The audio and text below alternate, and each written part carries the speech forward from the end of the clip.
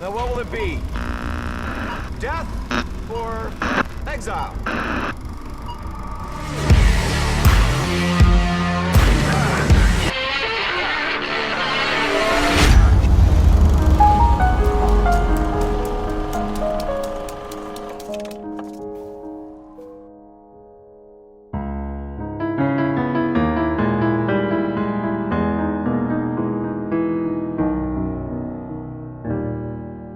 Hello everybody, my name is Chris and welcome to this special new segment of the Film Exiles podcast, where we are going to place various topics such as cinematography, directors, musical scores or composers, just different aspects of film in the spotlight, so that we can you can figure out our tastes and also we can learn about film ourselves.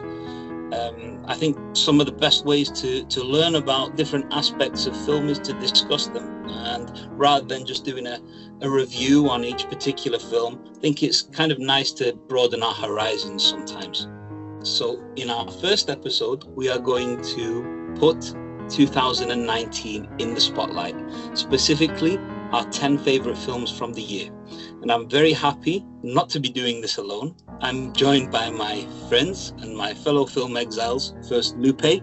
Hi, guys. I'm glad to be on this podcast. I look at this as sort of a celebration of 2019. We're coming together at the end of the year where, being happy, celebrating our efforts together, celebrating our audiences, and celebrating film, which is what the Film Exiles are all about. Excellent. And I'm also joined by Adrienne.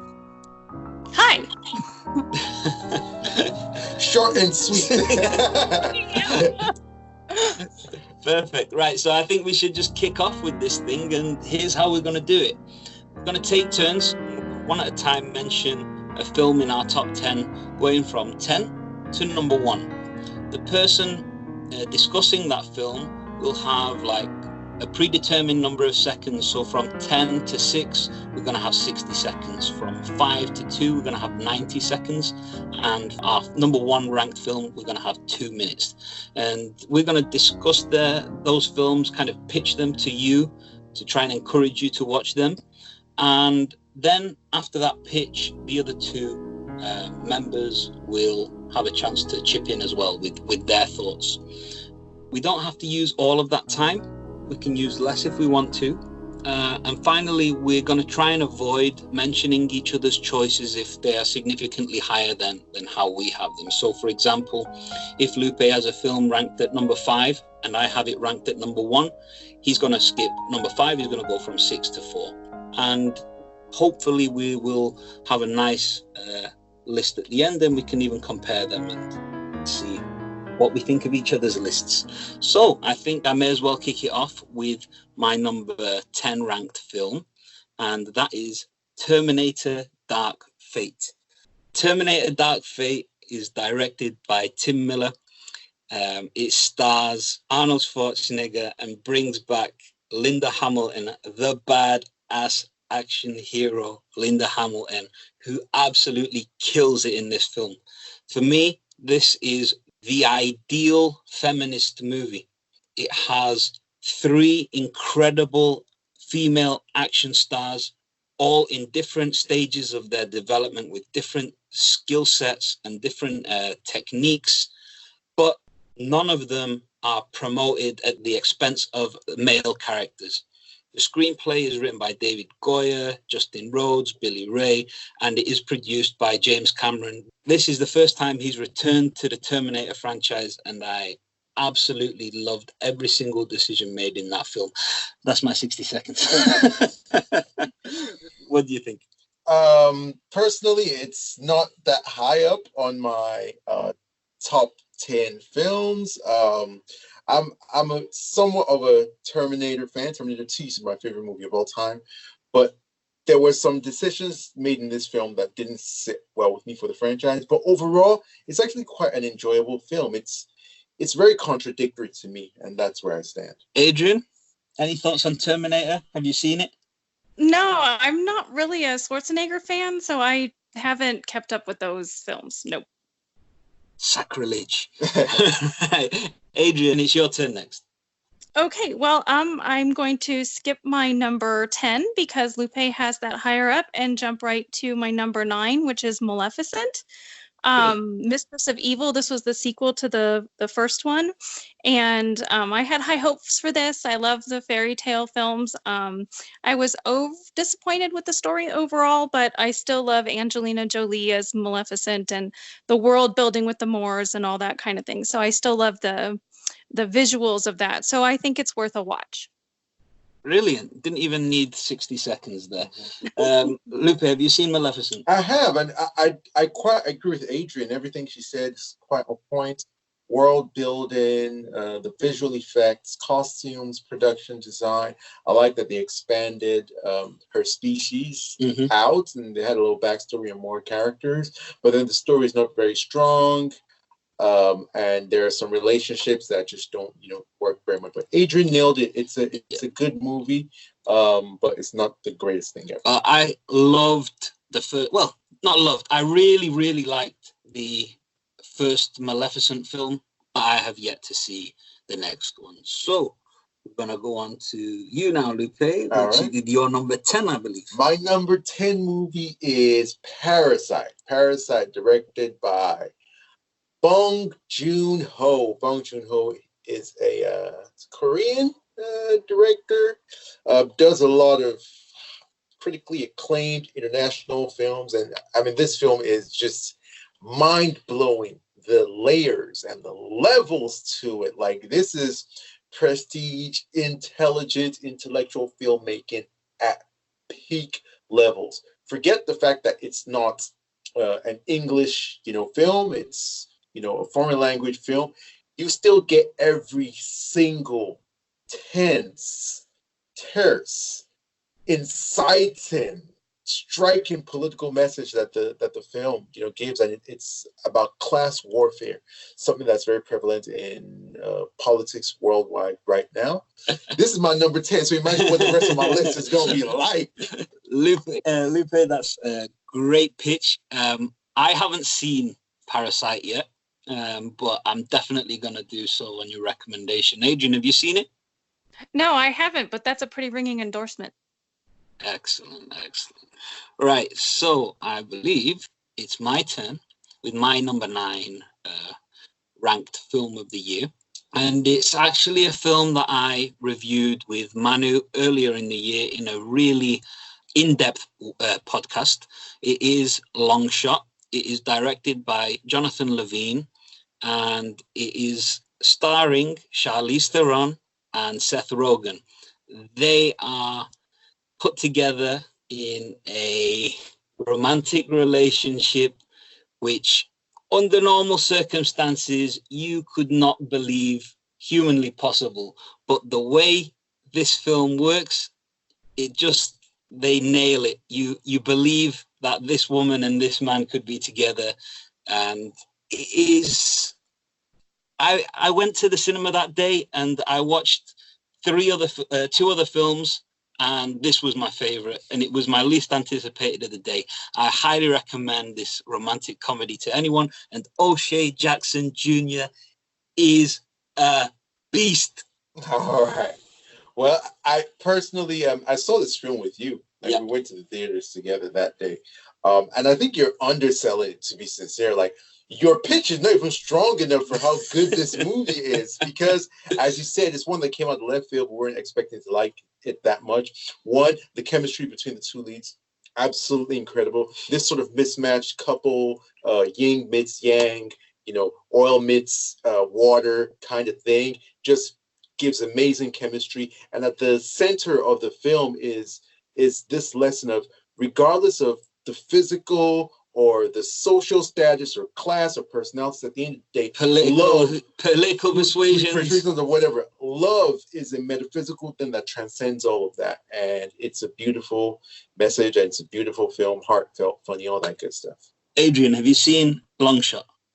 I haven't, but I thought the trailers were hilarious, and it just has gotten lost in the shuffle. I haven't gotten to it. Well, now you have an excuse to watch it. Right, so Adrienne, I believe it is your turn to give us your number 8.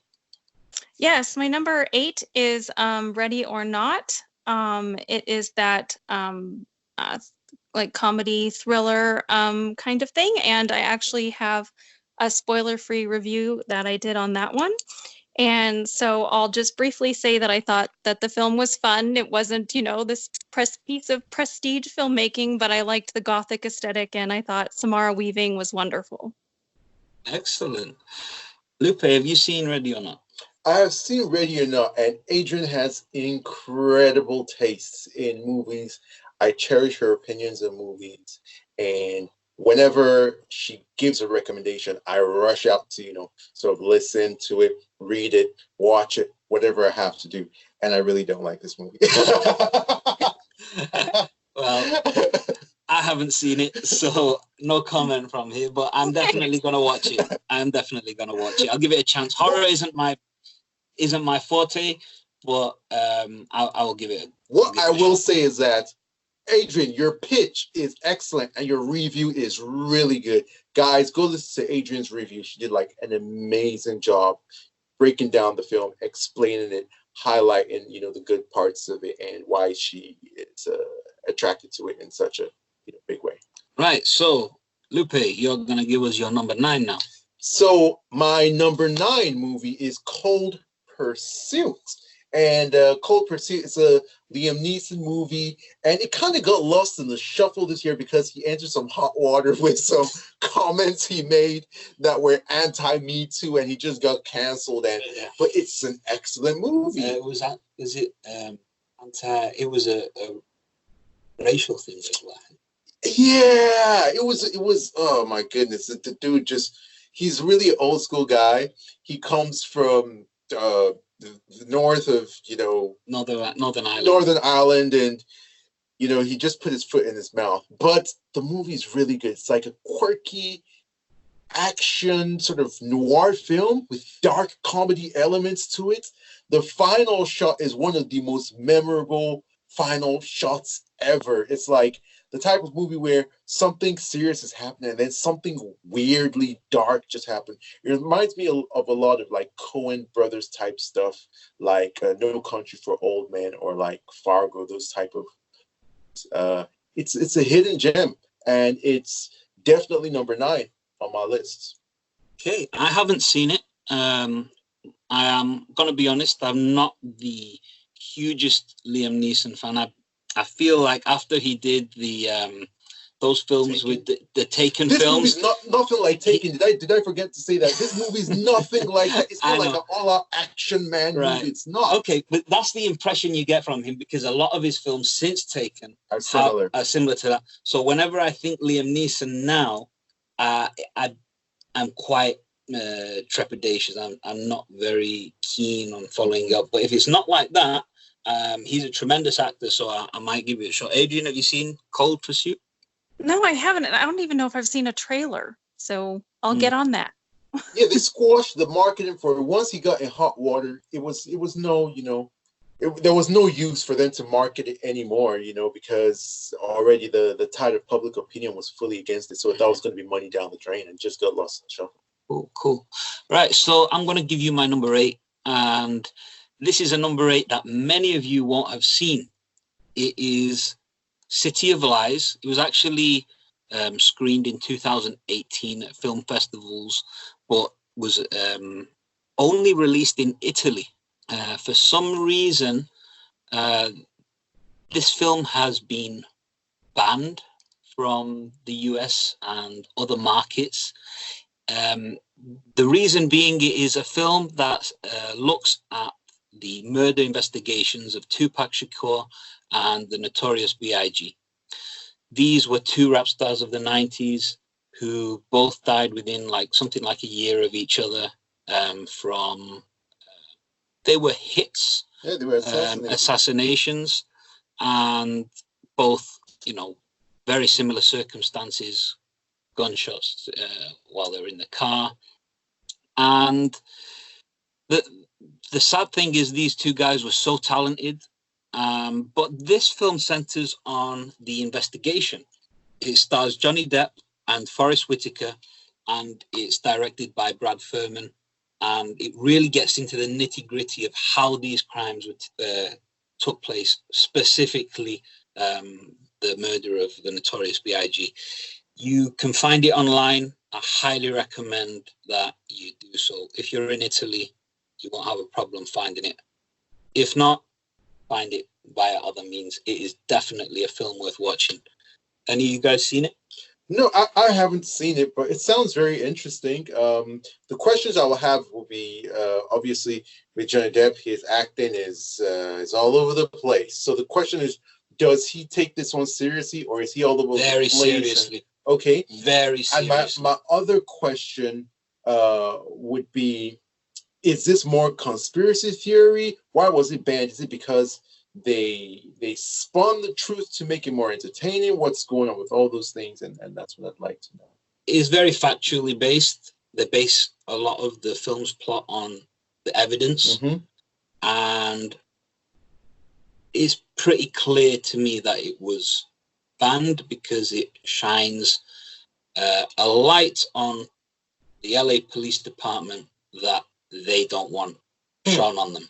All right, well, that has piqued my interest. Yeah. And I might not race to watch it immediately, but it's on my list, and someday when I have the time, I will 100% definitely see it. Adrienne, have you come across the film? I have not. It's heartbreaking to hear about horrible stories like that. Yeah. You know? Definitely. Right, so we're going to throw it back to Lupe. We're going to give us your number 8. Okay, so my number 8 movie is Dolomite Is My Name, and Kicking My Ass Is My Game.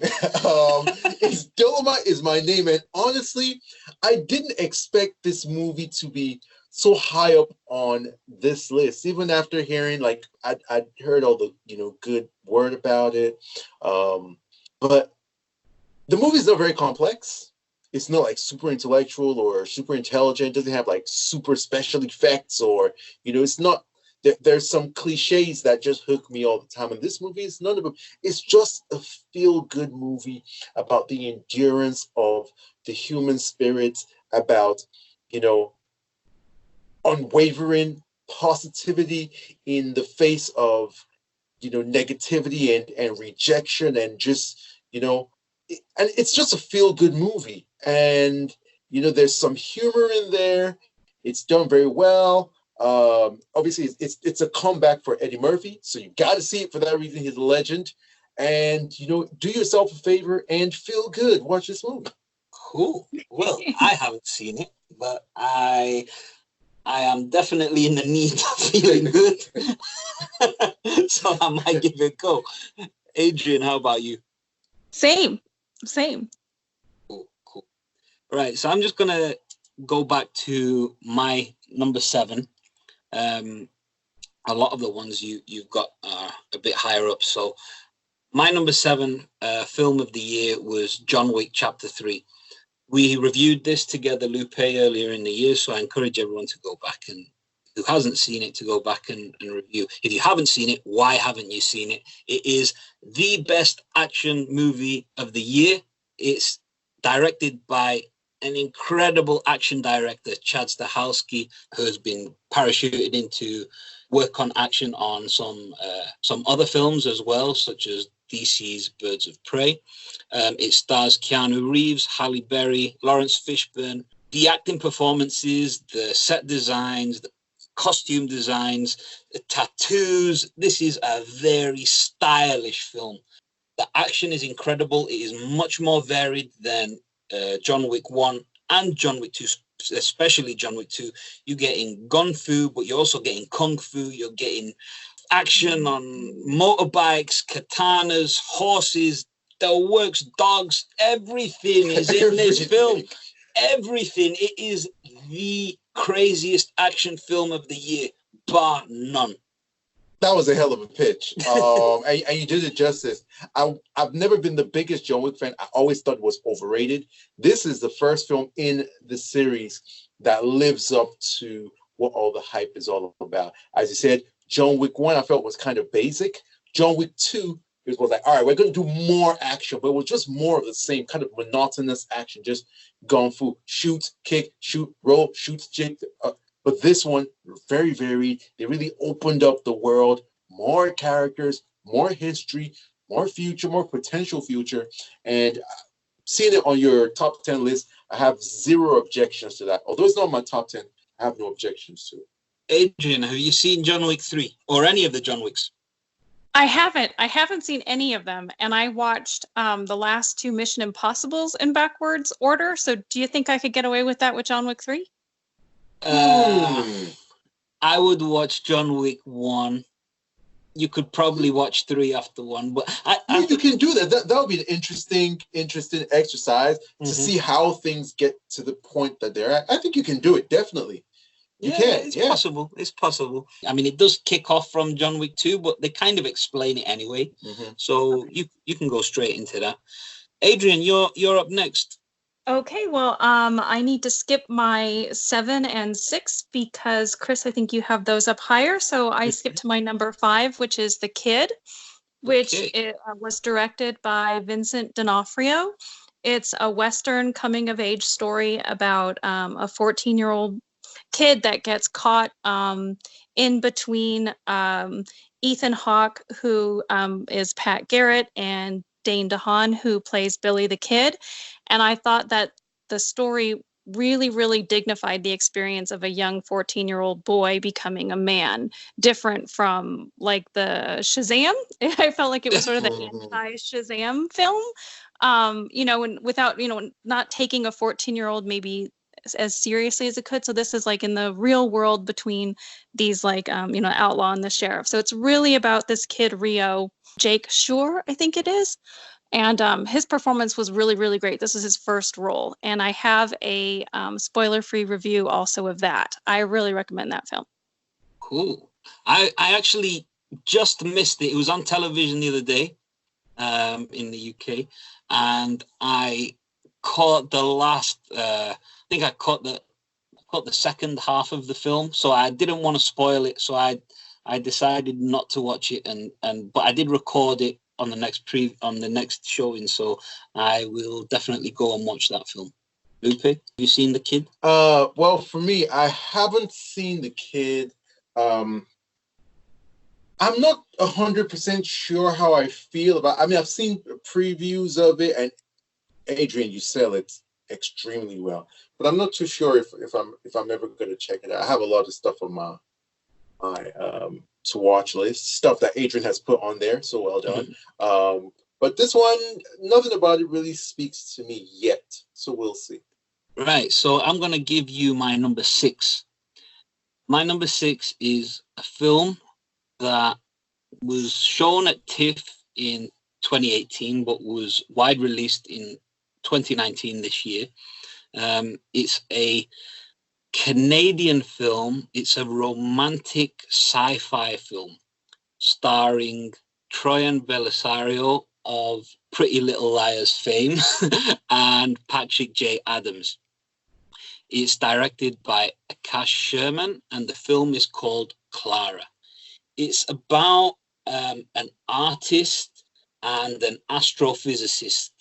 The astrophysicist is working at a university, and we're in a world where we're trying to find a different world, a new Earth, looking at planets in Goldilocks zones of other stars and seeing if there's another world that we can possibly go to in the future or that has intelligent life. Troian plays a character who is an artist. She's homeless. She doesn't have anywhere to go. She's kind of a nomad, a wanderer. And this was her next stop to drop into the life of the astrophysicist. It's a beautiful film. It's a heartbreaking film. It has some wondrous visuals of planets and stars and different solar systems. It's a small, independent film, but it is very well written, and I can't recommend this film highly enough. It's a beautiful film. Adrienne, have you seen it? Yes, I did, based on your recommendation, and I would echo everything that you said. I thought it was, definitely a smaller film, and emotional and good. Great. Lupe, has it piqued your fancy? Well, now it has. It sounds good. Like, I'm very surprised that I did hear you talk about it a little bit. Also, Mike mentioned some things about it, but I've never heard any of you go into why. It's a typical independent film, very intimate. Okay. But I think which I like. If it's well done, if the cinematography is good, if the writing is good, then this is something that I will put on my list to check out in the future. It's a beautiful film. So, Lupe, we're going to throw it back to you with your number 5. Well, my number 7 and number 6 are high up on your list, Chris. That's right. Guys, if you're listening, can you guess what my number 7 and my number 6 are? While you all do that, racking your brains, my number 5 film of 2019 is Aleta, Battle Angel. Aleta, Army out there, can you hear me? Let's go! Right, you've got 90 seconds to pitch this film to anyone. You know what? I really don't even have to do that much. First off, this is the CGI VFX champion of 2019. Undisputed. Forget what you heard. All right? I don't care who the Oscar nominates or doesn't nominate. I don't care who the Golden Globes nominates or doesn't nominate. This is the most incredible CGI job of 2019. Everything else comes in the second, third, or whatever. Who cares? Also, it's a heartfelt story. Great action. I like how seriously Robert Rodriguez takes, the character, gives Aleta her hero moments, really cool shots, cool like hero landing, hero flips, that kind of thing. Just a great story. And this is a film that really does anime justice. Anime has had a torrid time trying to translate to live action, and sometimes it doesn't, maybe the language barrier, the cultural barrier, but Robert Rodriguez did a really, really, really good job bringing Aleta to the screen, and I'm with the Aleta Army hoping for a sequel.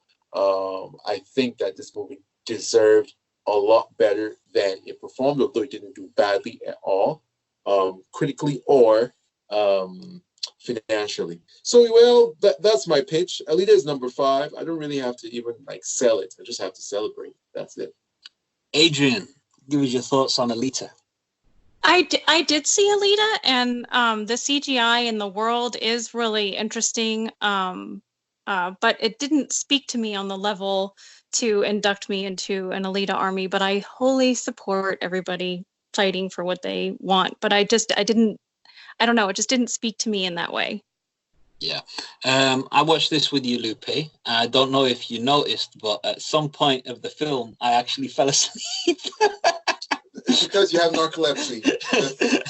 and it wasn't for long. It was like a 5-minute drift because away. You have a sickness where you sleep. And the thing, and the thing that woke me up was when she busted that guy in the eye and said, "Fuck your mercy." Yeah. I was like, what film am I in? Where did that come from? No, the film is technically incredible. The artistry in it is fantastic. The world building is brilliant. I have to be honest, the character didn't intrigue me, the lead character, and the story I kind of found a little bit boring. That's just me. It's not an insult of anything. If people liked it, I understand completely, and obviously I support anyone trying to fight for the things they love, and if they want a sequel, that's great, but I probably won't go and see it. The Aleta army will descend upon you. We will blot out the sun with our arrows. Then we will fight in the shade. Right. I'm going to give you my number 5. I have 90 seconds to sell you on Once Upon a Time in Hollywood. Quentin Tarantino did something incredible with this film, in my opinion. He brought together his universe and his film universe. He showed how his real world interacts with his movie universe, which is a universe within a universe. Very Inception style when you think about it, what he's done. The performances by Brad Pitt, and Leonardo DiCaprio are really good. I mean, Brad Pitt did a great job. He's the main lead of the film, in my opinion, but Leonardo DiCaprio gave one scene in his trailer which will stay with me forever. It's a scene where he is disappointed in his acting quality because he failed to remember a line earlier in the film, and he really chastises himself, but he does it in such an incredible way, and he psychs himself up like he's a sports star at halftime, and his team's losing, and he's really psyching himself up, and then he comes out. He's an actor giving an actor's incredible performance, if you know what I mean. He just blew my mind in that, 2 minutes of film. Film is beautiful, sets and costumes. It really transports you into Hollywood of the 1960s, 70s, that period. I think it was fantastic, and I encourage everyone to go and see Once Upon a Time in Hollywood. Lupe, have you seen it? Yes, I have. And Once Upon a Time in Hollywood would qualify as an honorable mention. It almost made the top 10, but couldn't crack it. For me, I think the filmmaking is impeccable. Dialogue, impeccable. Camera work, impeccable. Musical score, impeccable. Soundtrack choice, impeccable. I mean, this Quentin Tarantino guy is going places. He can really be somebody in movie making. But all jokes aside, I just respect the hell out of the movie. The only thing is that I just felt that its message and its voice are very personal to Quentin Tarantino. I think a lot of people may not realize that this film is also him sort of dealing with his own mortality as a filmmaker, in terms of, how, although his films are still relevant, as we can see, it's an award buzzy film. It's sort of how he's looking at, is time passing him by with franchise films and VFX films, and Hollywood goes through eras, and he's questioning if an era is passing him by, but it ends on a hopeful note, obviously. Mm-hmm. And for me personally, it was kind of a little bit boring, just because the subject matter doesn't speak to me. I'm not questioning my mortality in any of those ways. You're a spring chicken, man. Yeah. So I mean, but it just doesn't speak to me. So I didn't really connect to it in my soul. But I respect it looking at it from the outside in. Adrienne, have you seen Once Upon a Time in Hollywood? I have not, and everything that I hear that you guys talk about it is not the impression I got from the trailers. So it's like there's like a disconnect between everything I hear about it and like what I've seen. So it makes me very, very curious. So it is definitely on my list. Yeah, give it a go. Give it a go. While you're here, give us your next film. Okay, my next film, my number 4 is Jumanji: The Next Level, which I actually just saw today.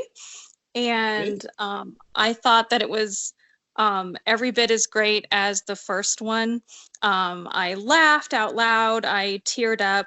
The addition of Danny DeVito and Danny Glover, I think, was a brilliant addition to the story. And, one of the things I think is really neat about the action for the Jumanji stories is that they can do things that they can't do like in other action movies. Like you can't have people die and come back. So, well, unless it's the Marvel universe. Right. But I mean, like in the same film, like he can come back twice in the same film, so you get to see things happen that aren't, don't normally happen in action films. And then the humor was really great. The personalities with Danny DeVito, like I said, and Danny Glover, and it was emotional, and they tied in Christmas at the the beginning and the end. So it was a lot of fun. I really. Yeah. I'm a big fan of the first one. We watched it last year at Christmas, and I'm definitely gonna go watch this sequel. I'm actually really looking forward to it. Lupe, have you seen Jumanji yet? We're gonna go watch it together. Yeah. Well, definitely something that we should go watch together if you have some time next week. Before the year is over, definitely. You don't have to sell me on it. It's something I'm looking forward to. The last one was good. I don't expect it to be, a mind-blowing, experience. Mm-hmm. Would it make my top 10? I highly doubt it, but it's definitely going to be, I suspect it will be one of the movies that I like this year. So while you're here, give us your next film in your rundown. So my number 4 film is Godzilla, King of the Monsters. Yeah, this is my favorite blockbuster of 2019. I think, one, it's the definition of a blockbuster. When you look in the dictionary and they say epic, massive, big, blockbuster, it should be Godzilla, King of Monsters. So we're talking about monsters that are what, like 100 feet tall, 150 feet tall. And the work that the director does in terms of showing that scale and showing how tiny human beings are in relation to these kaiju and these massive titans is absolutely mind-blowing. You get a sense of their scale, and then you get the physics of their momentum, how much power and physics and physiology it takes to move, living creatures like that through, space. It's absolutely mind-blowing. It has some of the most incredible action scenes with a lot of elements come into play, in snowy environments, in, hellish landscapes, in water environments. And also they brought a lot of mythology into it, which I thought was really freaking amazing. Really tying it into old mythology and bringing this sort of spiritual nature to it. It's just an incredibly well-made blockbuster, and it's number 4 on my list. So we reviewed this together. Yes, we did. You can check through our back catalogue. You can find our spoiler-free review, I believe, at the time. My thoughts on the film, I have seen it again since, and my thoughts haven't changed. I really enjoyed the film. The action and the monsters and how they did all of that was brilliant. I really enjoyed it. It was a visual spectacle. The cinematography is fantastic. The accuracy in terms of how things look underwater, how things look with dust particles around you when buildings collapse, and all of that stuff, fantastic. The story I thought was good. I think it had some elements that were completely unnecessary. The human characters, the family, were completely unnecessary, in my opinion, and they should have focused really on Ken Watanabe. But that's because I'm a Ken Watanabe stan, so maybe that's why I wanted. But he brought heart to that film, and yeah, I thoroughly enjoyed it. Adrienne, what did you think of Godzilla, King of the Monsters? Same thing. I think it's, if like the rewatchability factor for me is the visual stunning cinematography and the scale of these monsters and that kind of thing. It isn't really for, the story, like that's definitely secondary. I would watch it again just to watch, how like that scene with Mothra and the wings, it was just amazing. So yeah. Stunning. Okay, so now I'm going to give you I can't give you my number 4 because, Lupe, you've got it a bit higher up in your list. So I'm going to give you my number 3. My number 3 is a film we reviewed together. It's an independent film, a film directed by Casey Affleck, a director definitely to keep your eye on. He also stars in this film with young actress Anna Pniowski. The film is Light of My Life, and it's about a father and a daughter in a dystopian future where there's been some kind of virus where women are wiped out.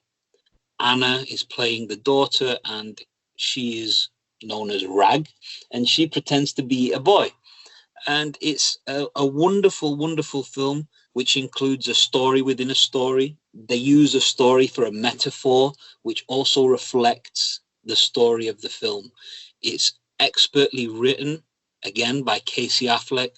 and it's just a brilliant film. It's a lot of it is set out in the wilderness. Some scenes are in the snow, in the forest, in hilltop houses. You get like different kind of situations, a lot of calmness, but then when the tension increases with people approaching, you really get this kind of nervous tension as a member of the audience just watching this thing. Like there's parts of the film where bandits come to kind of try and take the girl away or to steal their belongings, and you get so tense, so nervous for this father and daughter. It's incredible. Like I said, it's my third favorite film of the year, and it is definitely worth a watch. It's a intellectual film. It's not a box office kind of film. It's not a blockbuster. It's an intimate film, but definitely worth a watch. Lupe, you saw this film with me. What do you think of it? And I think you have it in your top 10 as well. Yeah, so Light of My Life is also my top 10. It's right behind Aleta. Aleta was number 5, and it's number 6 on my list. And it's an excellent film. Directed by Casey Affleck, as you said. And this is the second film on my list that is underrated because the star or star attraction, whether it's the director or the actor, were embroiled in some controversy, so it couldn't be marketed very well. It couldn't, have its day in the sun. And I'm telling you, there aren't 10 movies better than Light of My Life in 2019. There just aren't. It's an absolutely perfect film. It's a perfect film. Apart from just the fact that it's reminiscent of other sort of post-apocalyptic Trek movies like Children of Men, like The Road, that kind of thing. Apart from that, absolutely perfect. Yeah, we mentioned some of those parallels as well in our little review, and you should all, if you're thinking about watching that film or wondering if it's worth watching, listen to our spoiler-free review first. Yeah. It gives a good indication. And I just wanted to buttress your points about there being a story within the story that reflects on the movie. It's also a commentary for how stories affect us as human beings and how mythology is very important to how we manifest things in our physical life. And this movie, being a form of storytelling, is just so many levels of meta commentary, and the movie is just freaking brilliant. And as you said about the tension, we were watching it together and we actually had to stop the movie because it was that tense. Yep. We were like, I can't handle this. Yep. Let's just stop and pause. Yep. It's that good. Yep. Adrienne, have you given it a watch yet?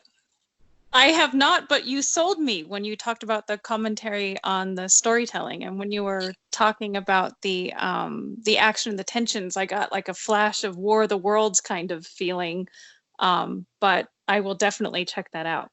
Definitely worth a watch. And while you're here, why don't you give us your next film in your rundown?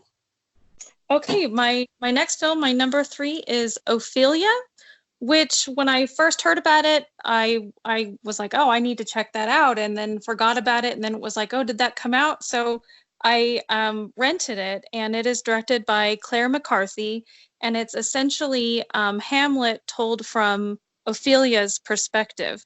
I'm not an expert on Hamlet at all, so I wasn't nitpicky about, how close this paralleled Shakespeare or anything. I just took it in as a film on its own, and I really enjoyed it. The costumes were beautiful, the sets were beautiful. It stars Daisy Ridley and Naomi Watts, who were wonderful. And in retrospect, like, the story borrows some from Romeo and Juliet to make more of the romance between Ophelia and Hamlet. So, but I didn't think about that while I was watching it. I was just absorbed in it, and I really loved the ending. So, well, I haven't seen the film, but it looks like a beautiful period piece. I am partial to the odd period piece, so I'll probably give it a watch. Lupe? Have you seen it? I haven't seen it, but you guys know me very well, and how much I absolutely love period pieces. That's a lie. I do not like period pieces. So this one will be a miss for me. Period pieces, you got to be doing something different for me to be drawn to it. I think most things that have that period piece feel that tend to be like maybe like fairy tale or fantasy. Mm-hmm. You know, if you can weave that in there, you know, then that can draw me in. But period piece is just not my thing. Okay. Well, I'll definitely be giving it a watch. I'm raised in the UK, and we have period pieces on all the time on television. Period piece for tea. Yep. So I'm quite partial to one, so I'll definitely give that a go. Lupe, while you're with us, give us your number 3, I believe, right? My number 3, ironically, is Triple Frontier. Yes, this movie was one that was long in the making. It went through different iterations. The script had so many actors and directors attached to it. Finally, Netflix picked it up and Netflix put it out. And I am so disappointed in humanity for the fact that this movie is not raved about so much. I mean, maybe because of the names attached and the genre, people expect it to be some sort of action-heavy, you know, blockbuster type of film. It's rather slow-moving, contemplative, meditative, and there is a lesson in here about greed and about the darkness in us and the love of money. And there's also something about brotherhood. There's also, you know, stuff about how we treat our warriors in society and people who fight our battles for us, fight those dark things that we personally don't want to, you know. So it's actually a very thought-provoking movie, very moody, very atmospheric. It's one that I've watched again. Obviously, the actors, you know, Ben Affleck, Garrett Hedlund, Pedro Pascal. I mean, just Charlie Hunnam. Oh, it's an all-star cast. It's an all-star cast, and it's an all-star movie. And it's one that I soon won't forget. And as I said, humans, I'm very disappointed in you guys for not giving this movie the props that it deserves. No, the reason I haven't put it in my top 10 is nothing to do with the writing or the acting. I think it's all brilliant. The story is fantastic. I agree with everything you said. I have an issue with how the film looks. It really, really bugs me. It spoils it for me, because when I watch a film, I want to feel like I'm in a fantasy. Like I don't want it to feel as real as it did. And I can only attribute that to the choice of camera, the director, and the cinematography involved. The camera is like it's shot with a camera that you use in a sports game, in a football match, in a basketball game. It just feels too television, and that really upset me because the film is so good. That I would agree with that. That's the only reason it's not in my top 10. If there's one thing that it could do better, the cinematography is not on par with everything else. It deserves much better cinematography. I agree. Adrienne, have you seen Triple Frontier? And if you have, how did you feel about it? If not, will you watch it? I did see Triple Frontier, and I really enjoyed the watch. I thought it was really good. I thought the acting was really good. Just like what Lupe said, the message about greed, I thought all that was really well done. And I agree with you too that it does look more TV. It doesn't have that.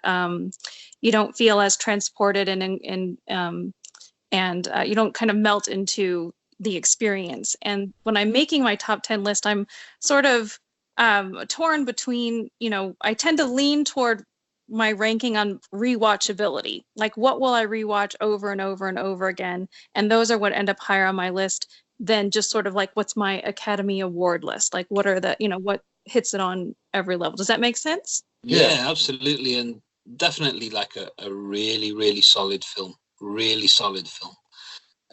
So I think the time has come to get down to our top 1 and 2 films. I'll go with my number 2 film of the year.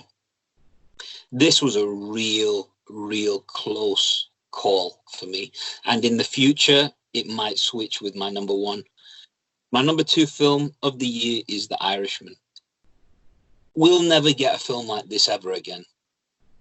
Martin Scorsese, Robert De Niro, Joe Pesci, and Al Pacino all collaborating on this 3.5-hour masterpiece.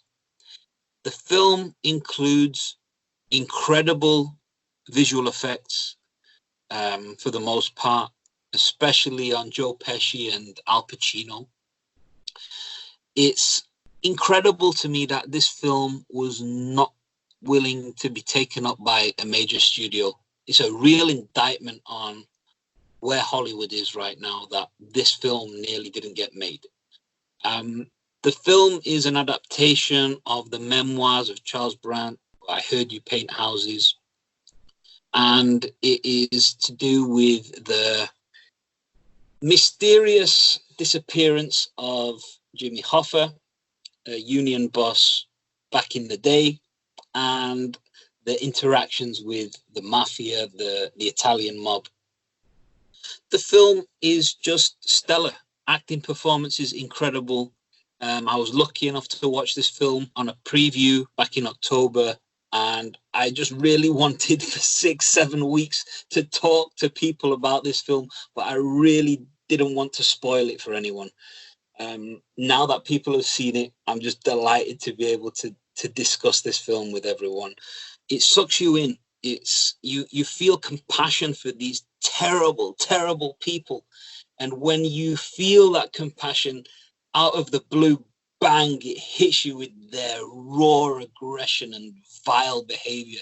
But then it makes you laugh. It's a real test for the audience about what do you feel is acceptable in this world. It's just it's just a beautiful, beautiful film by an incredible team and an incredible director, Martin Scorsese. You guys, have you seen the film, and what do you think, Lupe? Yeah, this film was number 7 on my top 10 list. So it was right between Light of My Life and Dolomite Is My Name.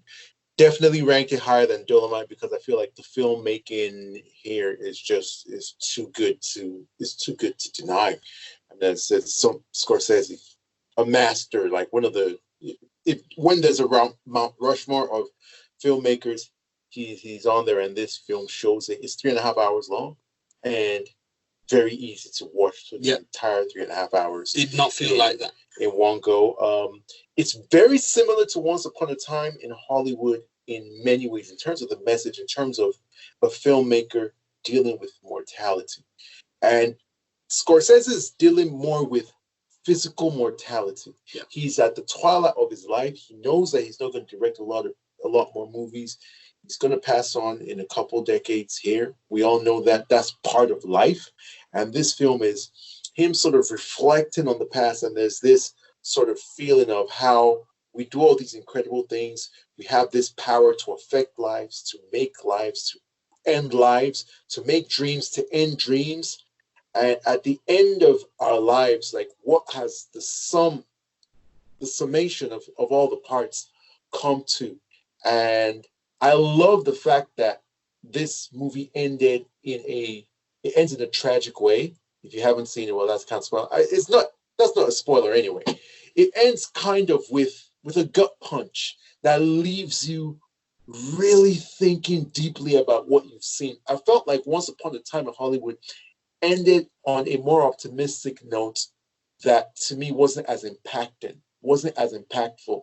I feel like cautionary tales are better instruments for telling stories than optimistic stories. And because this one ended on such a note that leaves you impacted, it just grips me. And even till today, whenever I think of the movie, I'm filled with sadness. It makes you question your life choices. It makes you question Is it your all life worth choices. it? Exactly. You know? Exactly. And that's the big message. Adrienne, did you watch The Irishman? I did, and I had it as my number 7, and I just basically have to echo what you guys said, that I love that Scorsese humanized the characters. So I cared about them. I didn't just see them as, mere monsters. That was really surprising, and a testament to the filmmaking and the way that the film ended. The fact that the storytelling, where it was like you were told the story without them spelling out to you and spoon feeding you the message. It was 3 hours, and Scorsese served it to you, in a completely different way. So yes, I agree. The movies should be watched. We shouldn't be afraid to talk about our mortality, because it's really how you discover what's really, really important in life. And so with the film that way, it's something you can really sink your teeth into. Excellent. Adrienne, what's your next film? My next film is my number 2, which was Tolkien, that was directed by Dom Karakowski. And the film focuses on Tolkien's early life and his romance with Edith. I thought it was beautifully shot, and the elements that are in Tolkien's stories was beautifully weaved into the story of his early life and with his friends and whatnot. So I also have, we did a spoiler-free review of that as well. Yeah, that's right. And for anybody who doesn't know, Tolkien is the author of such works as the Lord of the Rings trilogies and the Hobbit. And yeah, I saw the film as well, and I really, really enjoyed it. It's another period piece. I am a fan of period pieces, and I love how a lot of the aspects of the film paralleled aspects from Tolkien's works. Lupe, you saw the film with me. What did you think? Well, as you guys know, I'm a big, huge, massive fan of period pieces. No, I'm not. So this movie wasn't made for me. I'm not its audience. I felt mixed on it. There were some really good things in it, like things that you said in terms of them using visual storytelling to show the influences on his literary works and that kind of thing. Also, the period piece elements were spectacular. As you said, the English do period piece for tea on a Tuesday afternoon. It's no sweat off their backs. I think if you like period pieces and if you're interested in Tolkien, you definitely should check it out. Excellent. And Lupe, give us your film of the year. Okay. I believe your number 2 is my number 1. So my number 2 is your number 1. So I'll have to skip my number 2 and we'll discuss that as your number 1. My number 1 film of the year is Joker. And right now I'm doing my Joker dance. The one in the bathroom, the slow one. The weird ass, slow, creepy shit. Right. Damn. You got 2 minutes to sell us on this film. All right. So this is the first thing that you guys, I love irony. I love symmetry. My number 10 film and my number 1 film. My number 10 film was Parasite. My number 1 film was Joker. And these movies are so similar. It's quite creepy. They're both about class warfare. They're both about the haves and the have-nots and how the have-nots will, rise up against the haves. Joker is such a brilliant film. For one, Joaquin Phoenix's performance as Arthur Fleck is just mesmeric. It's transportive. It stays with you. It's gripping. It's the work of a master at his craft. Like we talk about Scorsese as one of the all-time greats, Joaquin Phoenix is going to go down as one of the Hall of Fame actors that we have ever seen grace the silver screen. In terms of the script itself and the story and the way it's delivered, Todd Phillips did such a masterful job. It's as if every single thing that he's done in his career has led him to this point. And what it says about society, what it says about us, we have reviews for it, more than one on our channel. Yeah, because it's worth it, And I think the most important thing that it says is that we create the monsters that haunt us in society. I'm talking about in real life, in a wide scale of society, and even personally. The monsters that haunt us in our society are of our creation. It's a contradiction of life. It's a very terrible thing to come to grips with, but it's the truth, and it's something that we have to deal with. And it's such a powerful cautionary tale for all of us, and it speaks to everyone on every side. So there's my pitch for Joker. Right. Give it all the awards, all of them. Best film, cinematography, score, actor. Your all time is up. Your time is up. We're gonna have to cut you short. I know you. Hold me back. You can hold me back. You can speak for hours on this film. I know, and it is worth it. We in one of our many reviews, I was on there. I think it was just after we watched it. I've seen it since again, and my thoughts on it haven't changed. It is a fantastic film. It's in my top 10. I have it at number 4. The score of this film is stellar.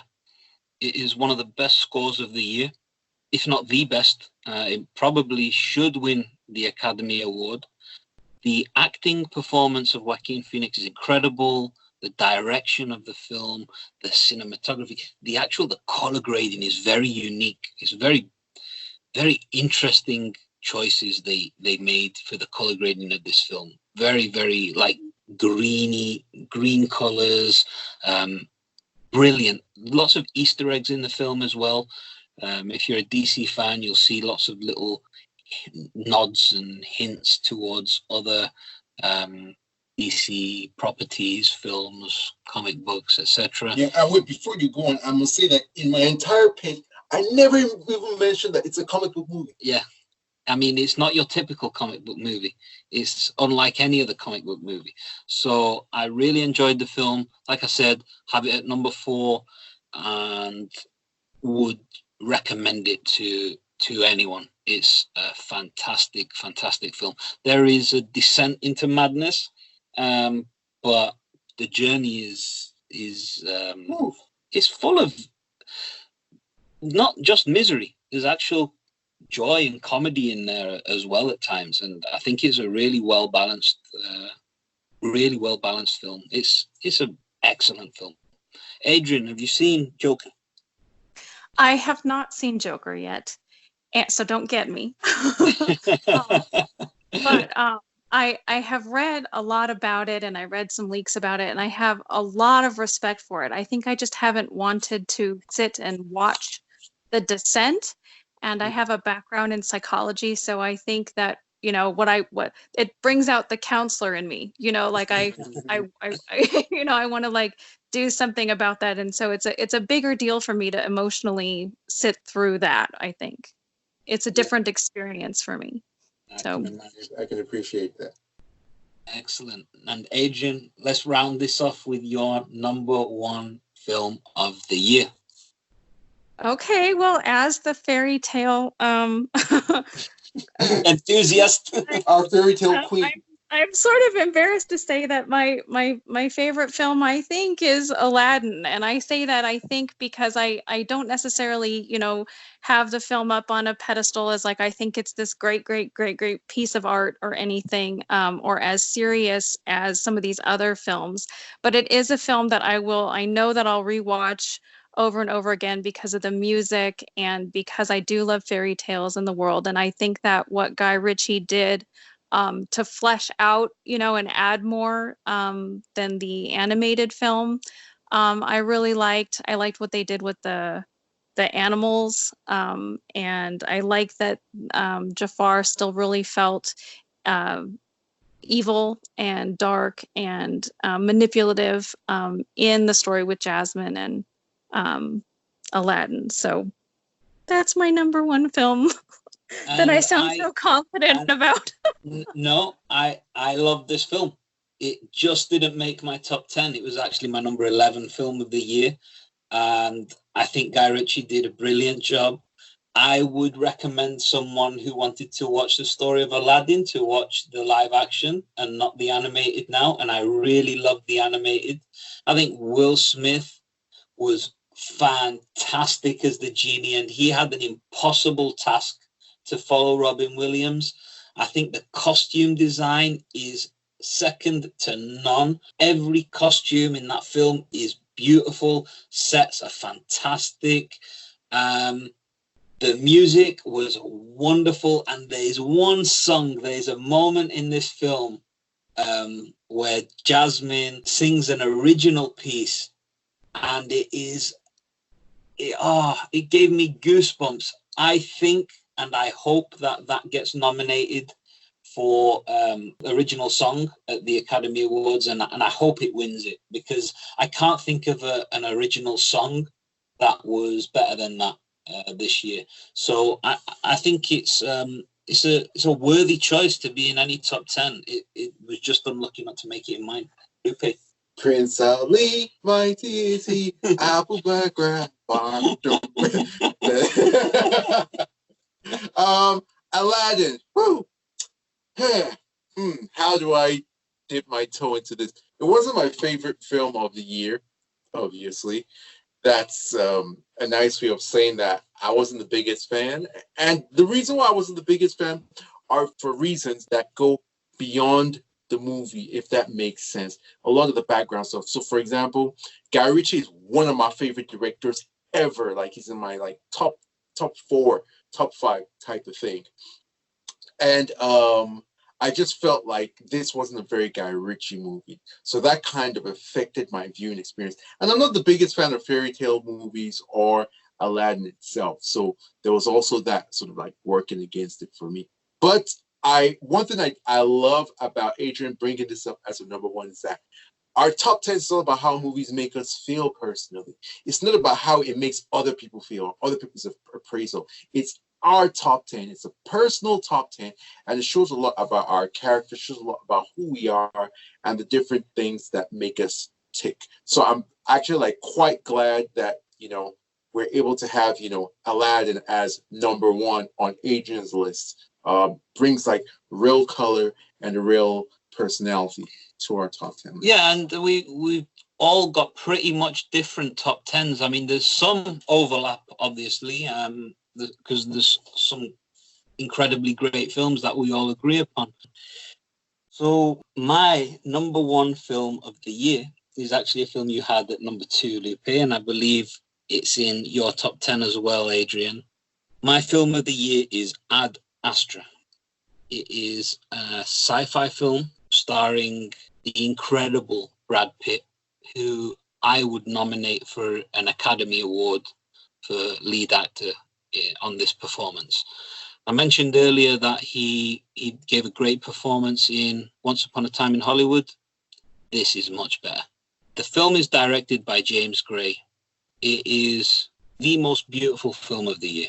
The film is shot entirely on photochemical film.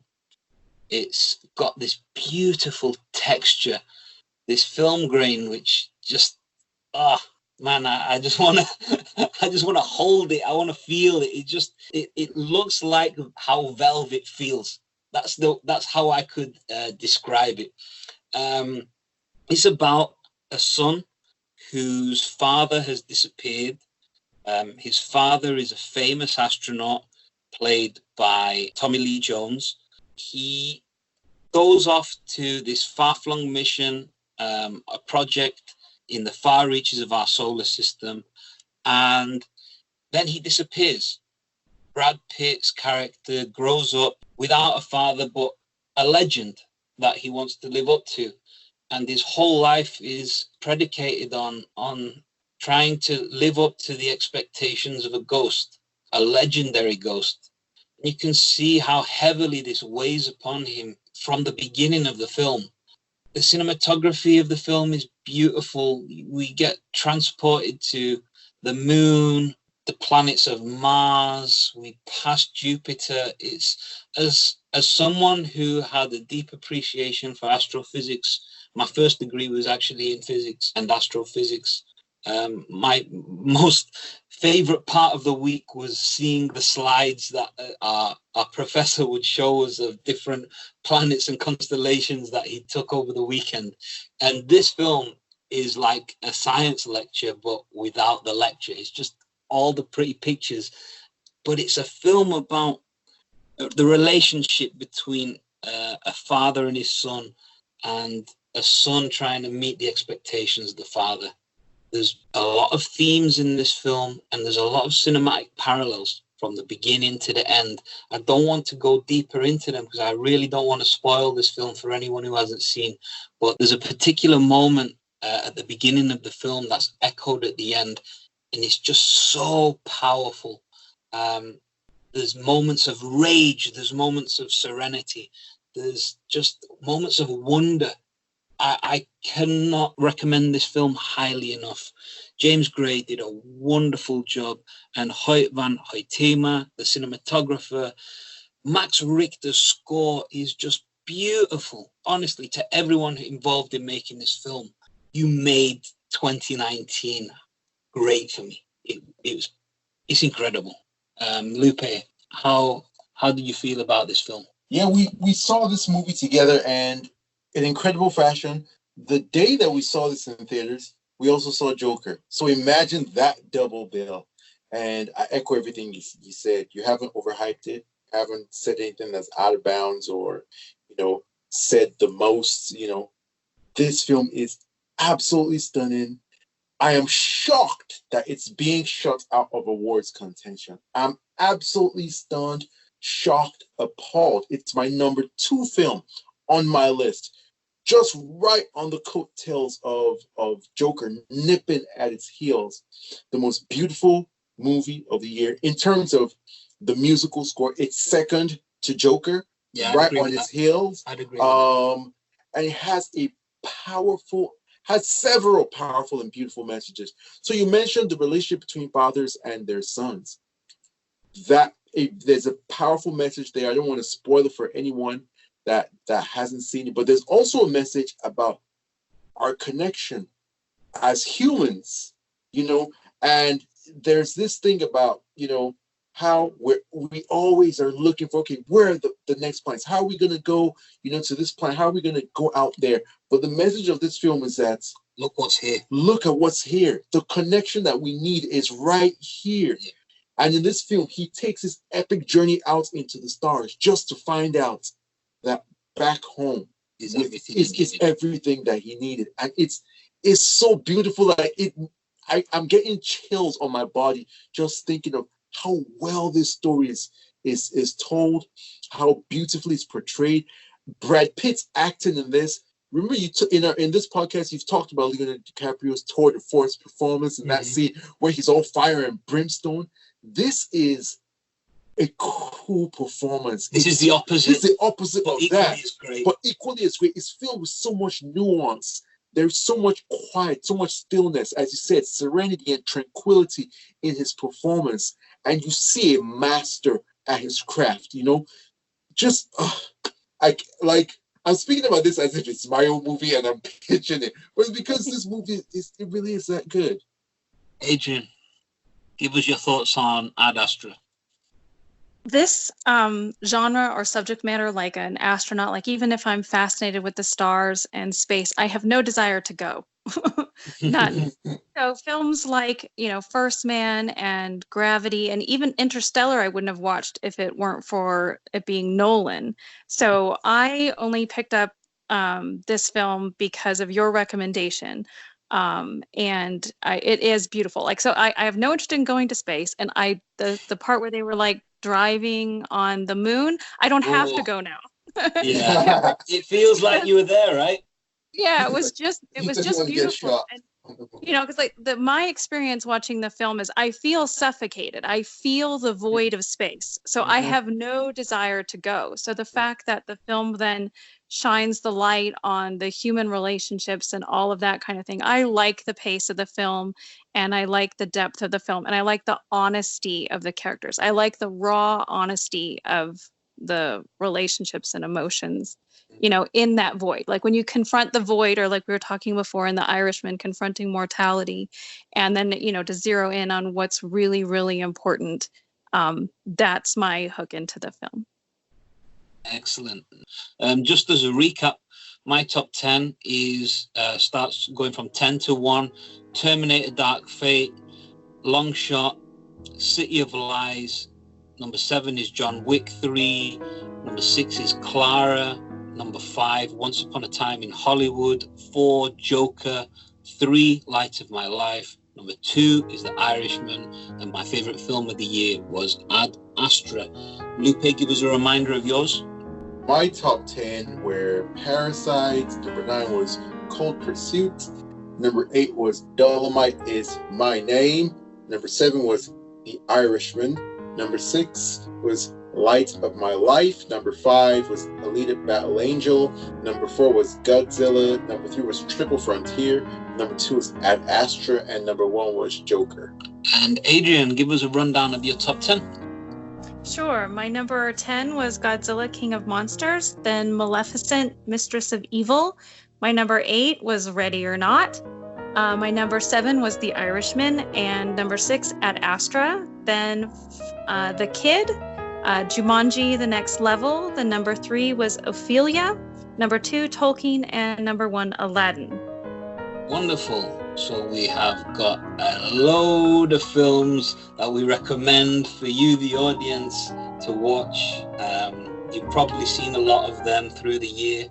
And there's actually a few films that we haven't seen yet, but are anticipating from this year. Like 2019 has still got a few weeks to go. I am waiting to see what they do with Star Wars, Rise of the Skywalker. Mixed bag with Star Wars recently, but a huge fan growing up of the original trilogy. I quite enjoyed the prequels as well. So I'm looking forward to see what Chris Terrio does with episode 9. You looking forward to any in particular, Lupe? I'm really looking forward to a lot of the Oscar, worthy movies. I have them sort of queued up to watch. Stuff like The Farewell. I haven't finished. Hustlers. See, I'm really looking forward to 1917. Star Wars, like you. I haven't seen Jumanji, which is high up on Adrienne's list. So there are a bunch of films. We could only do a top 10 of films that we had seen. Yeah. And so this list, it might change, further in the future, and we'll keep you guys updated. But for now, I'm pretty happy with my list. And I don't think that my top 2 or 3 are definitely, my top 2 is not going to change. Yeah. I really don't even care what any other film is like. There's no way you can be better than Ad Astra and Joker. Yeah, I feel similarly. My top 5 seems to be set in stone for 2019. Adrienne, is there any that you're looking forward to in the remaining weeks of the year? Yeah, I'm also very curious to see how Terrio ties up all the loose ends of Star Wars. And there are many. Yeah. More than that, I'm really have gotten more excited about Little Women with an incredible cast. It has Meryl Streep and Emma Watson and I can't pronounce Saoirse's last name, but I know her first name. Saoirse Ronan, yeah. And so I think that has the potential to be in my top 5. Yeah, I definitely think that movie is right up your alley, without a doubt. And I'm hearing very good things about it. Excellent. And so that is our most anticipated for the remainder of the year. And that kind of rolls us into our second Spotlight episode, which will come in a few days' time. We are going to give you our top 10 most anticipated of 2020. So we look forward to you joining us for that. It's been a pleasure sharing our top 10 with you today. Lupe, why don't you tell people where they can find you? You can find me on Twitter at LiveLoveLupe. Talk to me about films. I'd like to know what your top 10 films of 2019 are. Tell me if you agree with any of my list. Tell me if you disagree. I love the conversation and I love the banter. So hit me up on Twitter at LiveLoveLupe. Yeah, absolutely. And leave your top 10 list if you're watching on YouTube in the comments below. Adrienne, tell the people where they can find you. You can find me on Twitter at TruthLoveFaith. And if you check out any of the reviews that we mentioned in this podcast, I would love to hear what you think about it. Definitely. Go back and follow all of our reviews of the year. If there's any films in this top 10 that you have not seen and are wondering if they're worth watching, have a look at our back catalogue of reviews. They're there for all to see. Thank you for joining us in the Spotlight. We will be doing more episodes like this, and we'll be putting loads of different topics in the Spotlight soon enough. You can find me on Twitter and on Vero at Vinaldo7. Thank you for joining us. Until next time, stay exiled.